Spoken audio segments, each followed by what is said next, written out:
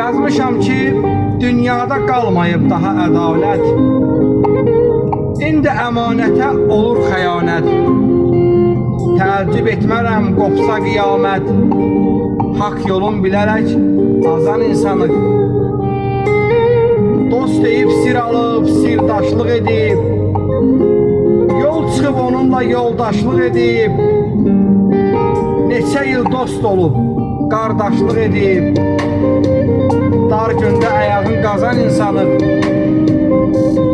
Bu haqda yazılıb şeir qəzəllər. Həm indi olubdur, həm də əzəllər. Bir ömür eyləyib yaxşı əməllər. Minnətlə savabın pozan insanı. İnsana əzizdir ana nəğməsi. Unutma heç zaman o müqəddəsi. Ey qalib, gəldikdə azanın səsi. Namazı min yerə yozan insanı. Haqq yolun bilərək azan insanı.